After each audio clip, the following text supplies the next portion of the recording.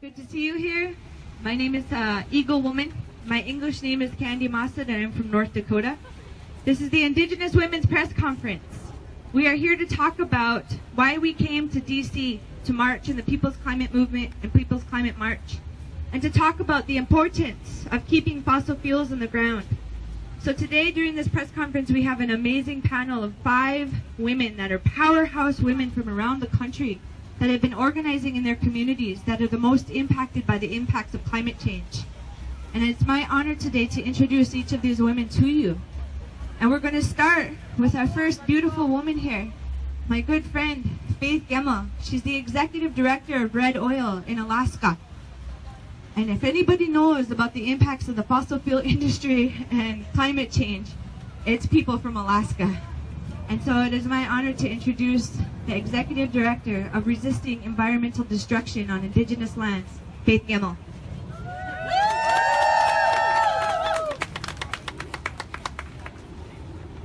Good afternoon.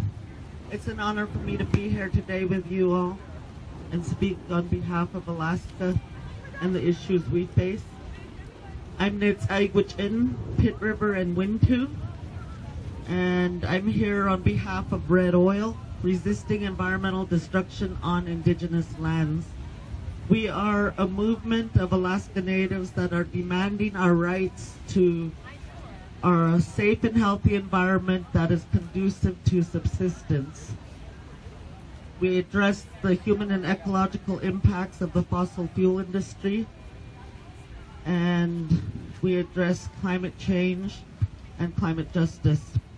We strongly support the self-determination rights of tribes in Alaska, and we're calling for a just transition from fossil fuel and mineral development to sustainable economies and a sustainable environment. According to an Interior Department fact sheet, President Trump is going to sign an executive order today attempting to open up the Arctic Ocean to offshore oil drilling again, which would also eliminate protections from the east and west coast, the eastern Gulf of Mexico, and for the sensitive marine ecosystems in the Arctic Ocean. This is a reckless and illegal move for the Arctic. After near disastrous attempts by Shell Oil to drill in the region, President Obama followed science and did the right thing by banning further offshore development in the Arctic. Because it was way too risky. There's absolutely no way. There's absolutely no way to drill safely in Alaska offshore. There's no viable plan to clean up an oil spill in the Arctic's extreme conditions. And with limited information about the Arctic's marine environment, an oil spill in the remote Arctic ecosystem would be devastating. It would devastate cultures that have been there since millennia. Subsistence-based cultures that are based on the marine ecosystem are at threat. And the people there do not want any offshore development, and we fought hard to get Shell out of the region. So this is a very, very bad move by this president and this administration. And we're planning to continue the fight, and we're going to sue to stop this development. The times we're in as humanity are perilous. Many places in Alaska are under the same threat currently. Planned development in places that are sacred to Indigenous peoples, places that provide us with our food security, like the Arctic National Wildlife Refuge. That place borders the Beaufort Sea. That place is also threatened by offshore development because that's the back door of the Arctic National Wildlife Refuge. The Gwich'in Nation has fought for over 30 years to protect the Arctic Refuge, which is the last 5% of America's only Arctic coast that's still protected. 95% is open to oil and gas development as far as our coastline. That's the last. We have stood and we're going to stand to defend that area for our people. There's other places that threaten Alaska throughout the entire state, whether it's oil and gas, mineral development, coal development, and many indigenous cultures are at threat. We have a great reverence for our homelands. It's embodied in our teachings and our traditional ways. We have a reciprocal relationship with the earth. If we take care of the earth, she will in turn take care of us. That's natural law. That's what our people are trying to uphold. We cannot continue to take from the earth. We cannot continue to allow greed-driven mentalities to continue to take, and take, because it's a threat to all of our future generations. Climate change is a crisis in Alaska and here. We're all seeing climate chaos now. With continued fossil fuel and mineral exploitation, the only lasting result is a violation of our human rights, lands and territories, health and well-being of our people at this time of climate crisis. It's time for this government to do it another way. We need to shift the energy paradigm now for all humanity to survive. Thank you very much. Masicho. Noha Oli. Thank you so much, Faith. So important to remember everybody here. And for me, you know, biggest faux pas. What land are we on? All of us that are walking by, standing here, wondering what's going on. The Piscataway. It's so important to remember the indigenous peoples that this land belongs to. And so we want to give a shout out to our brothers and sisters of the Piscataway Nation for welcoming us here. That's right.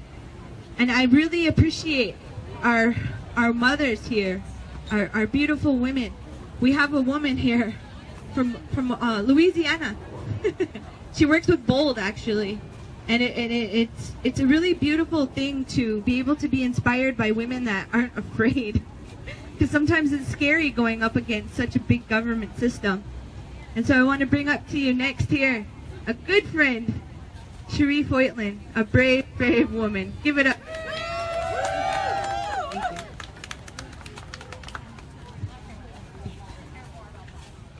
Hello everyone. I feel honored to be here today with my relatives and to have the opportunity to speak, because I know that there are so many people who are suffering the effects of climate change right in this moment, who are not here and who cannot, who are not available to speak. I've lived through hurricanes in the Gulf and the BP oil spill, and I saw what happened when large amounts of oil reaches our shores, and I saw the chemical dispersants that they sprayed and how they made people sick so that you couldn't see the truth. And last August, my kids woke up with almost a half a foot of water in our house from a freak storm. They called it 1 in 500 years, but in Louisiana we've had 8 500 or 100 year storms in the last year and a half. So we know we lose a football field of land every single hour in Louisiana, if you can imagine it. We've lost over 1 million football fields to date.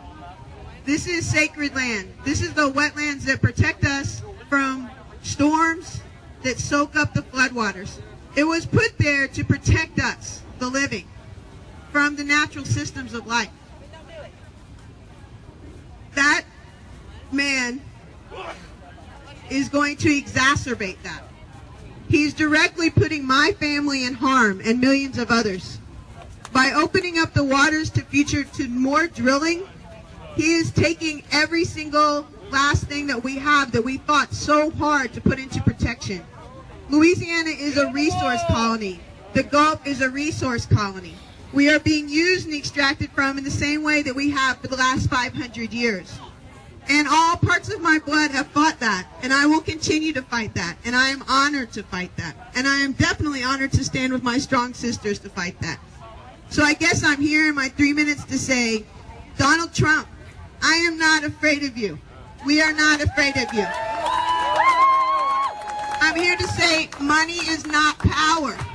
Power is in here, and it's within all of us. So you can continue fighting, but you are just making us stronger. And we are coming back smarter. And for the generations before us that have fought the colonization We feel we are just a continuation of that, and you can take my body, but my babies are right behind me, and we will not stop. We will not lay down. We will not let you take from us anymore. This is a day, like so many other days, when it's time to make a decision of where you stand. And never before has it been so obvious that silence is consent. I will not be silent. I will not be consent to the rape of Mother Earth any longer. I will not be silent to the loss of our resources. I will not be silent to water in my living room or in my children's home. I will not be silent as oil hits our shores, as our dolphins die or our turtles die. The time for silence is over, and you can either stand with us in one voice or you can be left behind. You can claim yourself to be the coward that you are. Because if you are not standing in this time and in this moment, that is exactly what you are. Make America great. You will make America great when you go back 500 years to where it was before. Before there was income inequality. When there was health care for everyone. When there was no resource extraction and taking and stealing. You will make America great when you realize that we are already great in our hearts and in our minds and with who we are.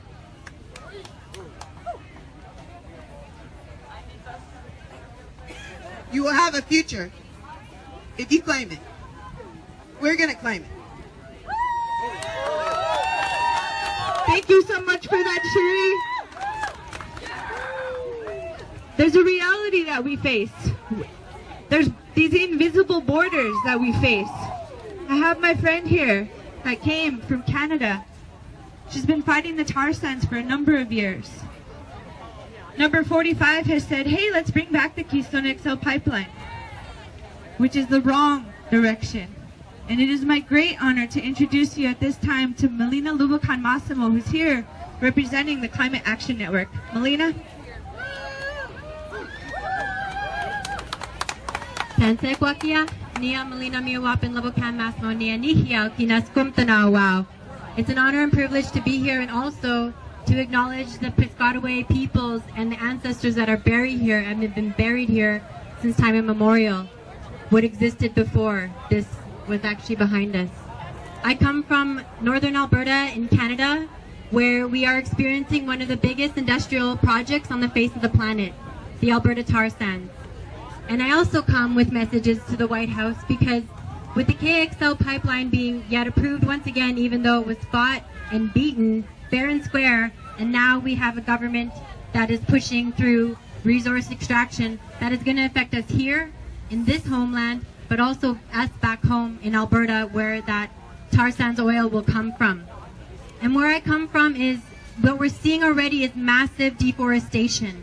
I bet you a lot of people don't actually know that Canada is now #1 in deforestation in the world, passing the Amazon because of the tar sands extraction that's happening in Alberta. And that is causing more climate change. And that is the problem that we're facing as all of us here walking around here today, collective humanity, what we're dealing with, what we'll all be facing is climate change. And what we're seeing already is massive extinctions back home, where we see within our lifetime by 2040, the woodland caribou will be locally extinct, will be extirpated from our regions because of tar sands extraction. And what we've also seen is massive oil spills, which I would not wish upon my worst enemy to breathe in the air, to see the degradation and the destruction to your homeland, to your home, to your families. What is what happened to my family back home. And we are home because this is our home. Indigenous peoples have been here since time immemorial, before any other peoples have been here. So what I'm talking about is actually collective issues for all humanity.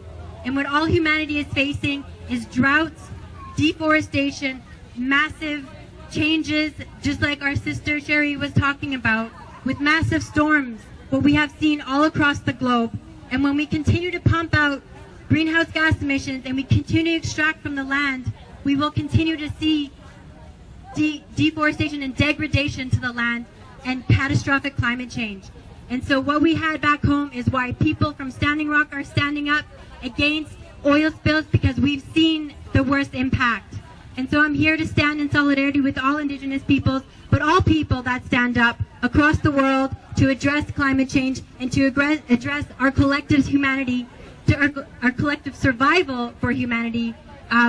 Here in Washington, D.C., what is made, all the decisions that are made here will affect us back home, but will affect people around the world. And what we need to actually transition to is renewable energy. And that's why my community has transitioned to renewable energy, where we've implemented solar, which powers our health center. And this is the type of regenerative energy that we need to see, not extractive energy.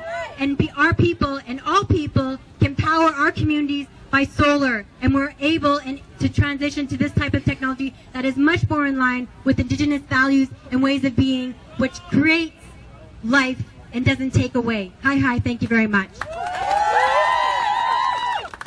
Thank you for that, Melina, and I'm sorry for the sometimes rude interruptions that you get from uneducated people. It's an unfortunate thing in this country that people don't understand the history, and we're simply here trying to remind people what that history is. There are people that have been here for a very long time. We've been fighting for over 500 years, and we're still here. And it's really a pleasure to introduce, this woman here from Cheyenne River Sioux Tribe in South Dakota, but who's been in North Dakota for a number of months, fighting against all of the human rights abuses that were happening in Standing Rock, North Dakota, for the past year. And so with the Indigenous Environmental Network, I would like to bring up Joy Brun. Help me welcome her. Ambliwirkawi imachi happy. Chante washte na pechi yuza happy. Ampetu washte you happy. Mini wichore! Mini wichore! Water is life, and that's what I'm here to stand for right now. Water is life. You start life in water. Nobody, not a single person on this planet can live without water. I challenge anybody to go 24 hours without water. I stand for the people. It doesn't matter if you're black, brown, purple, I don't care. I stand for all the people. Because Dakota Access Pipeline not only threatens Standing Rock Sioux Tribe, but also Cheyenne River Sioux Tribe, Crow Creek, Lower Brule, and all the people downstream. That means places like Pierre, South Dakota. Further downstream, Sioux Falls, South Dakota. Further on,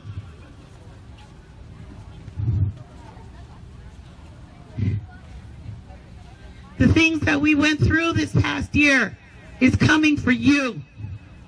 We see it every single day from this administration, trampling on the rights of good American citizens. I don't care if you're Democrat or Republican or Independent or whatever. He's trampling on your rights. The incredible militarization of the police at Standing Rock is coming for you. It's already started. You're going to see flash bombs. You're going to see pepper spray. You're going to see tear gas. And I'll tell you right now, the reason why my voice is like this is because of all the tear gas that we went through. We're getting ready right now. My reservation has 4 water fights. 4. Dakota Access Pipeline, that zombie pipeline, Keystone XL, which I've been fighting for a very, very long time. Uranium bore mining and the Dewey Burdock uranium mining in our sacred Black Hills, which is the heart of the entire world. But we will stand. It doesn't matter what they throw at us. It doesn't matter what they do to us. We will stand. And if they knock me down, my children are coming. They knock my children down, my grandchildren are coming. We've been fighting for 500 years, and you haven't gotten rid of us yet. And guess what? We're growing. The Native American population is the fastest growing population in the United States. We are growing. Yeah, they may have tried to kick us out of out of Standing Rock, but there's still one camp left. And that one camp is the Cheyenne River Sioux Tribe camp. We still stand. I just want to tell everybody, we need to move away from that fossil fuel industry. We need to stop it at the source. We need to stop it at the tar sands. We need to stop it in North Dakota. We need to stop it in Oklahoma. All those earthquakes, they threaten you. They threaten me. It's taking the lifeblood out of Unchi Makal, the Mother Earth, and draining her and threatening aquifers which feed not only the United States but the entire world. You poison those aquifers, guess what? Your hamburger is going to be $10 a pound. Guess what? Your bread is going to be $10 a loaf of bread. Can you afford that on your pay? Most Americans can't. And that's just the way it is. So let's move forward to a more sustainable economy. Let's do make America great. But let's make it in a way that is sustainable for you, your children, and your grandchildren. I only got one other thing left to say. Mini Wichoni, water is life. Mini Wichoni, water is life. Mini Wichoni, water is life. Thank you so much for that, Joy. I hope people are listening and understanding, even though people that didn't plan to be here hearing us today. This is about all of us as humanity. I mean, we only have one planet. How can we be so stupid as to think we can do all these terrible things and that she'll support us? It is really my honor to be able to introduce our last speaker here today. The great, great granddaughter of Sitting Bull. She's from the Standing Rock Sioux tribe in North Dakota.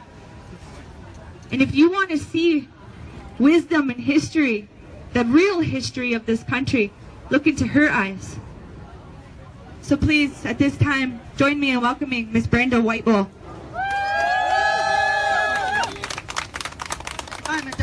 I'm a Dakyapi. My name is Brenda Whitebull. My Lakota name is Unchilawi. I'm a proud member of the Hunkpapa Lakota band of the Standing Rock Sioux tribe. And I want to acknowledge the Piscataway tribe for welcoming us in their territory, as we from Standing Rock has welcomed you for many months, and we continue to welcome you in our homelands. So thank you to the Piscataway tribe for allowing us to be here, to spread our message, to spread all of our message. Standing Rock has brought the world together. Standing Rock has brought the world together, and we have to remember what we've learned. And there are many lessons to be learned, but also we have this generational trauma that each one of us, each one of my strong sisters and brothers have been born with. We didn't have a choice. We've been born with that generational trauma, and it has been awakened. We must act. We must use it wisely. We must use it now. On the flip side of generational trauma, we also have generational empowerment. We must resist. We must rise. So also, be strong. Use that power that you have. And to the youth out there who are listening, this movement, if it had not started without our youth from Standing Rock, Bobby Jean Three Legs, and many others who thought of this movement, who were so young and naive, and were crying and wanted to know what was going on. Why are they digging? Why are they raping Grandmother Earth? Why are they digging up, desecrating our ancestors' lands near Standing Rock? Why are they moving our burial sites that's been there buried for hundreds of years? We're not scientists, and for some reason the world, the government wants science, wants results from the scientists. Well, we were scientists a long time ago. We knew these things before they even happened. We knew the Big Dipper was there, but the scientists came along and tried to take claim of that. But we knew in our heart, we were the ones who knew where these things were. And prayer. I always maintain my peace in prayer. And that's a message that we brought and we continue to bring, to stay in peace and prayer, because that's the spirituality that many of us had come down to bring your prayers with us. You didn't have to be here with us physically down at Standing Rock, but we've heard your prayers and they were sent, and we send them back to you and we say thank you. As a member from the Standing Rock Sioux tribe, I just want to say thank you. And we did the best we could to be the best host to you. And we want to personally say thank you for coming on our homelands to wake up the world with us. We couldn't have done it without you beautiful women here who speak from the heart, who know Grandmother Earth and her pains that she's been through. The water, the land is what we fight for. We just came, one of my beautiful sisters here to my right, Jen Martel. We came from the UN to speak on indigenous rights of the declaration that they wanted to implement. That was this year's theme, was the violence on us. There were many that were hurt, and the government still tries to cover that up with the water cannons, with the tear gas. Joy's still suffering. I shall, keep her in our prayers. But many of those things the government still tries to hide and pretend that it wasn't nothing, because it wasn't them. I have no doubt in my mind that I'll always be proud to stand on this side of the line and have these women and these men stand behind me 100%, because they always stand like you have 3,000 ancestors standing behind you. And that is exactly what I have. You can call this the White House right here, but the original White House is a teepee, because this is our own homelands right here. America over 500 years came and tried to colonize us in their ways, but we're not going to let that happen. We are too strong. It's embedded in our blood. Our ancestors fought for many of years, and we can't stop. We can't stop to prove, as we're still continuing trying to prove ourselves. We shouldn't have to do that. Be proud of who you are and your grassroots of where you come from. Our ancestors also predicted that the women and the men in all colors would come together and fight for these causes.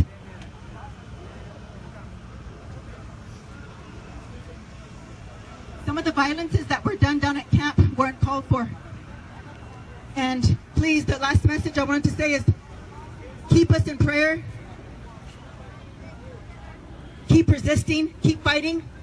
Everyone has a fight in them. Let's do this together. Plamyaye, thank you.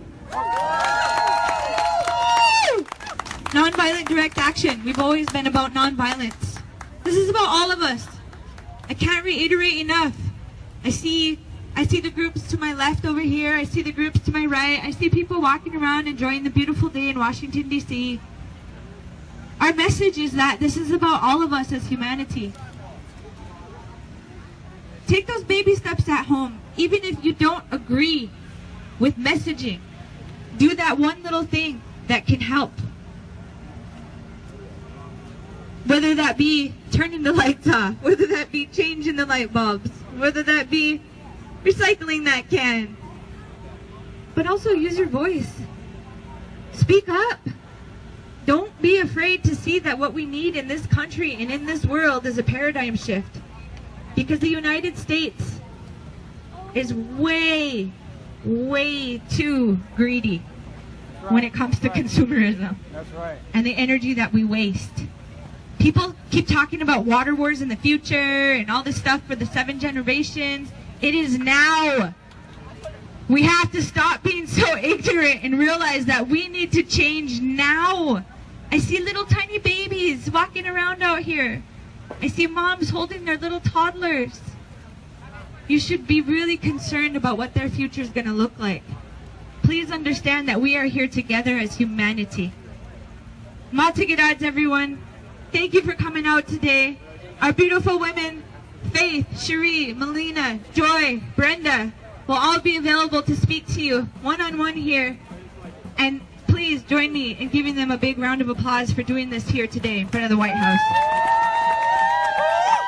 Banner up. And any women that want to come and stand with us behind the banner, You gonna be here tomorrow? we'll be here for the People's Climate March tomorrow. You can also join us for the sunrise water ceremony tomorrow morning at 6 a.m. 3rd Street Southwest by the reflecting pool. Everyone is welcome to come and join in the sunrise water ceremony at 6 a.m. and the march, and this is tomorrow morning.